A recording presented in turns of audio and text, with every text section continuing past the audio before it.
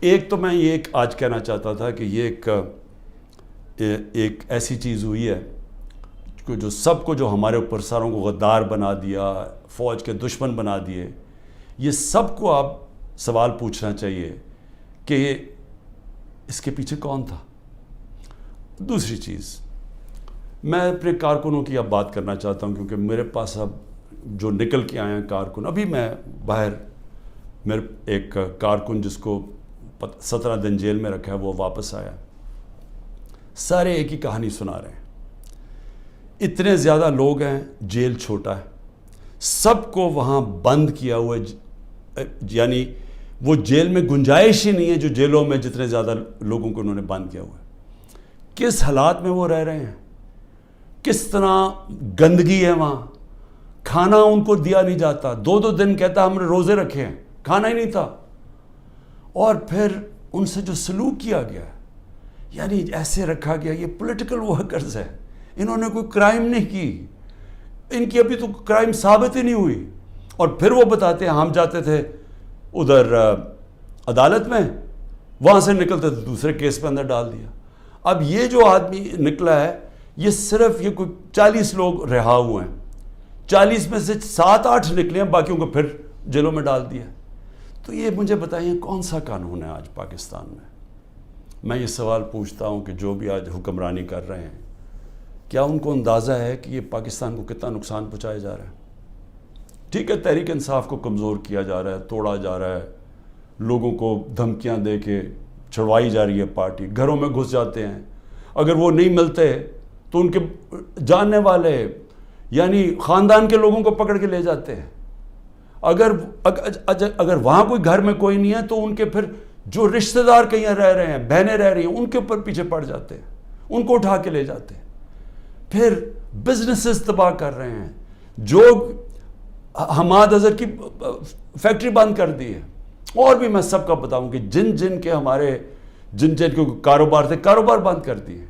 عاطف خان کا کاروبار، 100 سے زیادہ لوگ وہاں کام کرتے تھے، وہ بند کر دیا، وہ ایکسپورٹ کرتے تھے چیزیں، وہ رہ گئی بیچ میں۔ تو یہ جو کیا جا رہا ہے، میں پھر سے یہ سوال پوچھتا ہوں کہ ہم جا کدھر رہے ہیں، یعنی اس سے اچیو کیا ہوگا؟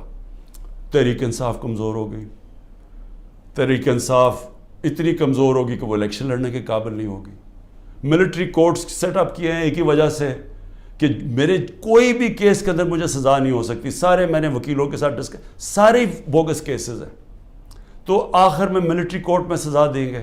یہ کھولے اس لیے کہ عمران خان کو سزا دی، چلیں جی میں جیل میں چلا گیا، اب آگے چلیں گے، اس کے بعد کیا ہوگا؟ اس کے بعد پوچھنے کی بات یہ ہے کہ کیا پاکستان جو تیزی سے اس دلدل میں پھنستا جا رہا ہے، اس سے نکل جائے گا؟ کیا ہماری معیشت جو اس وقت کبھی اتنے برے حالات میں نہیں تھے جو آج ہے، کیا یہ جو مہنگائی پاکستان کی تاریخ میں سب سے زیادہ 12.4% تھی جب ہم اقتدار میں تھے 1 سال پہلے، آج وہ 38% پہ پہنچ گئی ہے؟ یعنی لوگوں کو، تنخواہ دار طبقے کے لیے اب وہ عذاب آ گیا ہے اور آتا جائے گا، بجلی کے بل نہیں دیے جائیں گے ان سے، ان کو گھر میں جو کھانے پینے کی چیزیں ہیں جس کو سینسٹیو پرائز انڈیکس ہے، یہ 38% ہے، وہ 45% پہ پہنچا ہوا ہے۔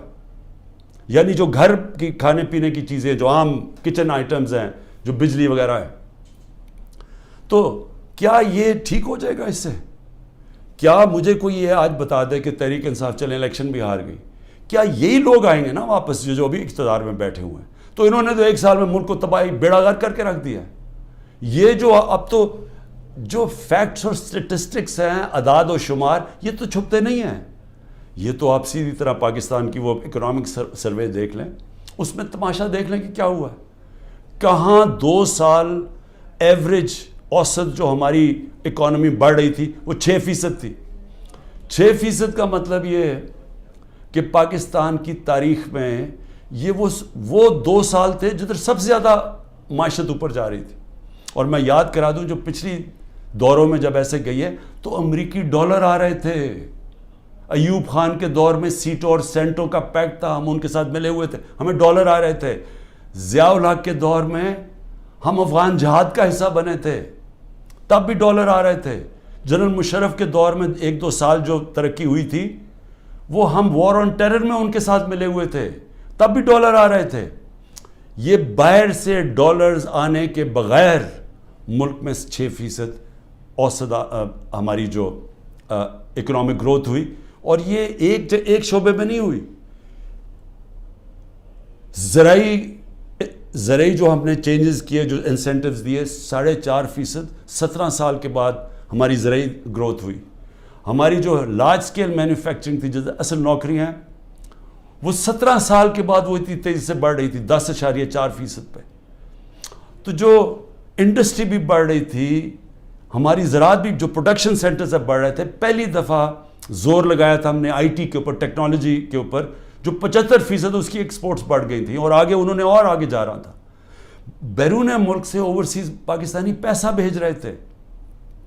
روشن ڈیجیٹل اکاؤنٹ میں $5 ارب آ چکا تھا، اور 1.5 سال کے اندر، اور تیزی سے بڑھ رہا تھا. یعنی بیرون ملک پاکستانیوں کا پیسہ آنا شروع ہو گیا تھا. بڑے پروجیکٹس تھے ہمارے، جس طرح وہ راوی سٹی، اس طرح کے بڑے پروجیکٹس میں اوورسیز پاکستانی کا ہم نے پیسہ لے کے آنا تھا. کیونکہ ابھی تو صرف گھروں میں گھر لیتے ہیں نا، وہ زیادہ سے زیادہ ریل اسٹیٹ میں. لیکن اصل جو پیسہ جب آپ پورا شہر بنا رہے ہیں، اس میں اصل پیسہ آنا تھا، ڈالرز آنے تھے پاکستان میں.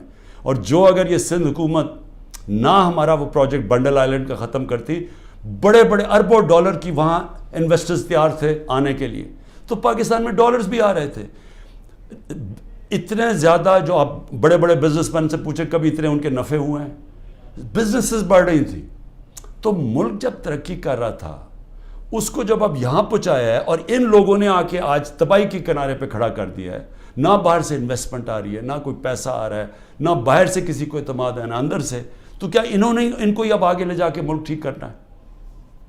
تو میرا سوال 2 اور ہیں کہ ملک تو تب ٹھیک ہوگا جب رول آف لا ہوگا.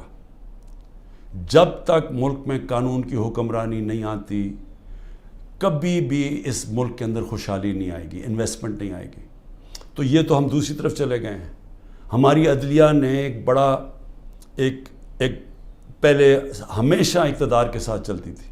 ایک سجاد علی شاہ چیف جسٹس نے کوشش کی، ان کے اوپر پورا نواز شریف کا مافیا نے پورا ان کو ڈنڈوں سے اٹیک کر کے تو ان کو فارغ کر دیا، پیسے چلا کے. اس کے بعد ہماری عدلیہ کبھی آزاد نہیں تھی، یعنی کوشش بھی نہیں کی. پہلی دفعہ 2007 میں وکلا کی موومنٹ شروع ہوئی، چیف جسٹس کے ساتھ وکلا کھڑے ہوئے، آہستہ آہستہ قوم کھڑی ہوئی، اور پہلی دفعہ پاکستان میں امید ہوئی کہ ہماری عدلیہ آزاد ہو رہی ہے. اور عدلیہ نے اچھے فیصلے کیے، لوگوں کو اعتماد آنا شروع ہوا آہستہ آہستہ عدلیہ میں. وہ سارا کچھ آج تباہی کے کنارے پہ پھر سے پہنچ گیا. آج عدلیہ سہم گئی ہے.